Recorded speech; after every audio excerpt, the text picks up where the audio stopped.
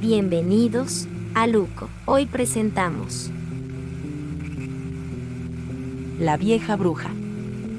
En las orillas del pequeño pueblo de San Ambrosio, justo donde el bosque empieza a cerrarse con árboles retorcidos y la neblina parece eterna, se alza una casa de madera vieja, inclinada hacia un costado, como si el tiempo la estuviera empujando al olvido.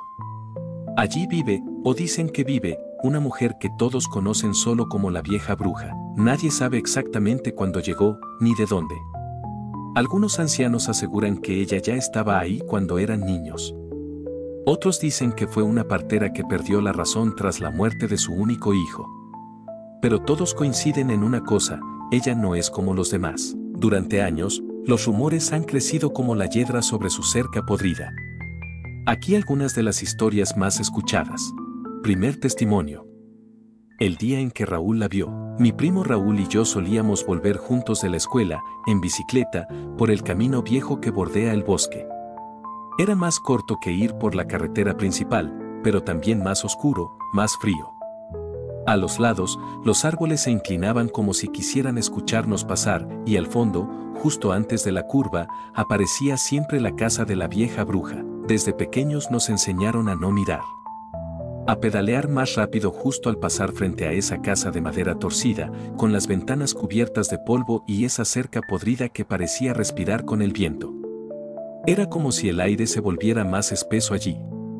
Como si te envolviera en silencio. Pero ese día, algo fue diferente. Yo iba unos metros adelante, cuando escuché que Raúl gritó. Frené y volví en reversa. Lo encontré en medio del camino, quieto, con la bici caída al lado. Estaba pálido, temblando.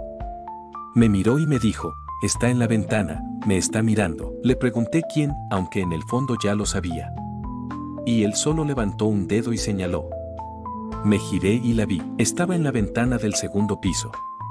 Una figura inmóvil. Apenas una silueta, pero los ojos eran dos manchas blancas brillando entre las sombras. Sin pupilas. Sin expresión.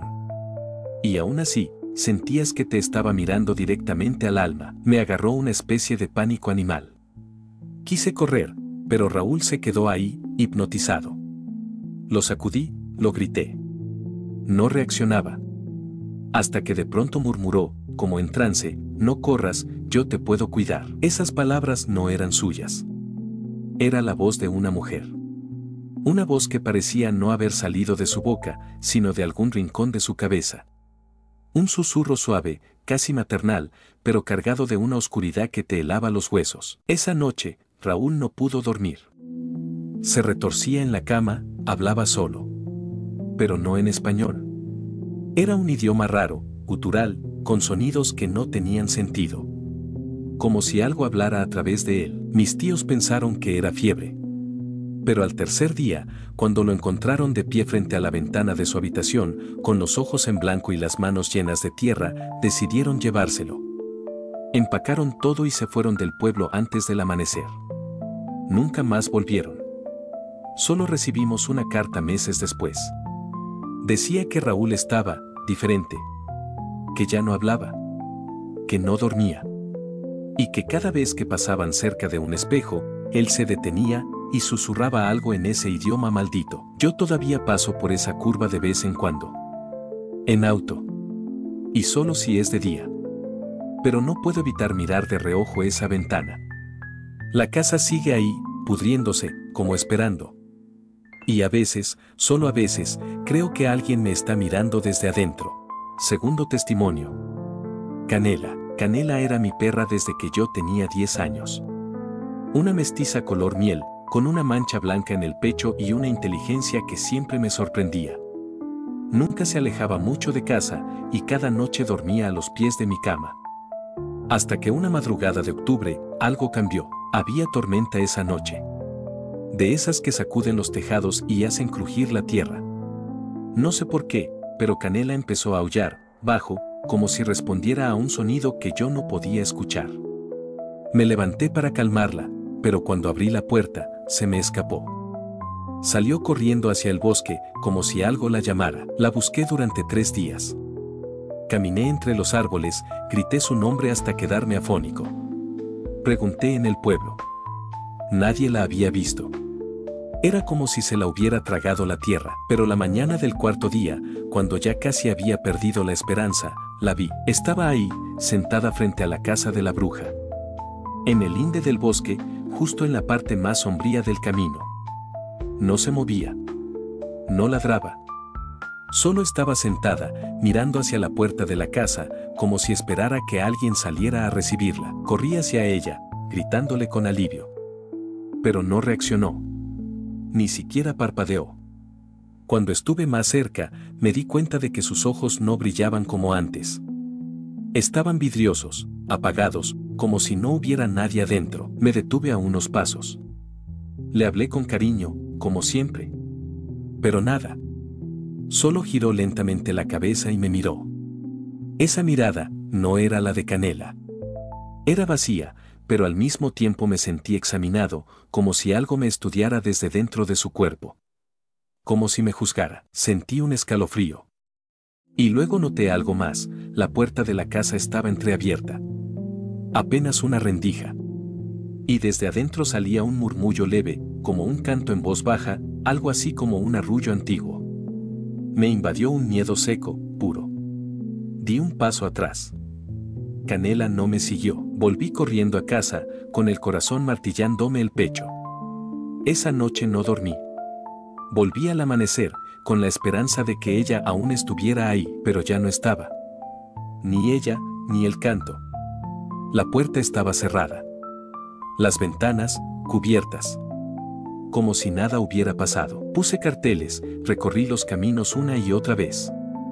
Pero Canela nunca volvió. Nunca la encontraron. Y nadie más la vio. Desde entonces, cada vez que paso cerca de esa casa, siento que algo me observa desde adentro.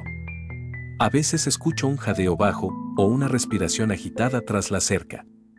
Una vez creí ver una figura peluda entre los árboles, pero no era un perro. Caminaba en dos patas. No sé qué le hizo esa mujer a Canela. Pero yo sé que no se la llevó como mascota. Se la llevó como recipiente. Último testimonio. La mujer del vestido blanco. Mi abuela tiene 80 y tantos años, pero la memoria la sigue teniendo tan afilada como cuando era joven. Dice que algunas cosas se te graban en el alma, que hay recuerdos que ni la muerte puede borrar. Uno de ellos, según me contó muchas veces, ocurrió durante la fiesta patronal de San Ambrosio, hace más de 60 años. Aquella noche, el pueblo entero estaba en la plaza.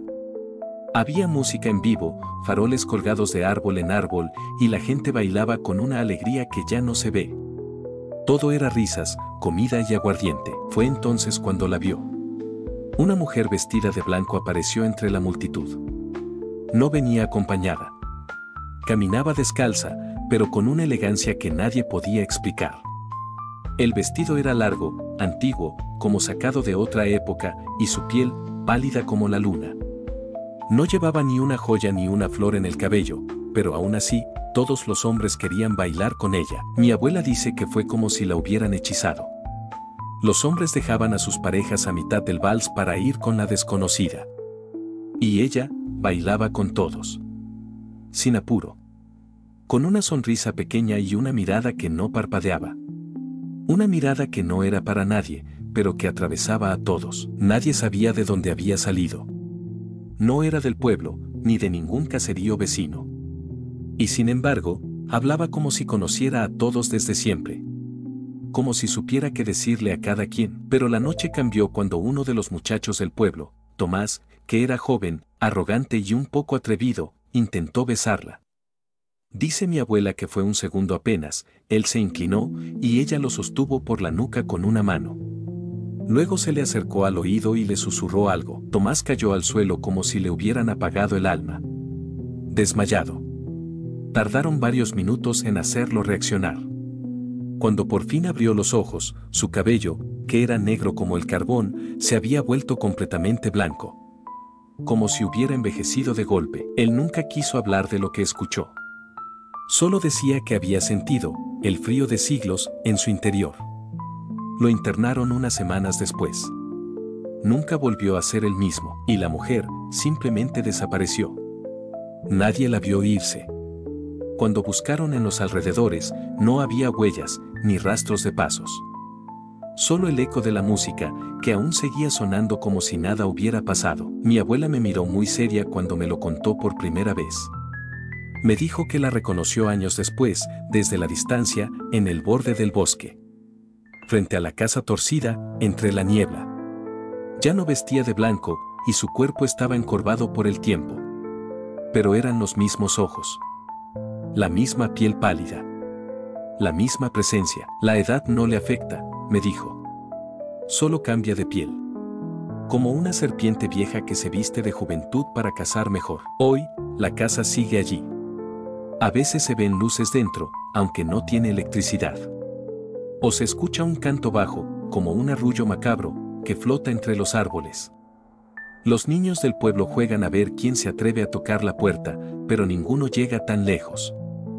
Dicen que quien entra no vuelve igual, si es que vuelve, y así, generación tras generación, el miedo a la vieja bruja permanece. Porque aunque nadie puede probar que sea real, todos saben que algo vive en esa casa. Y ese algo, sabe que tú la estás mirando.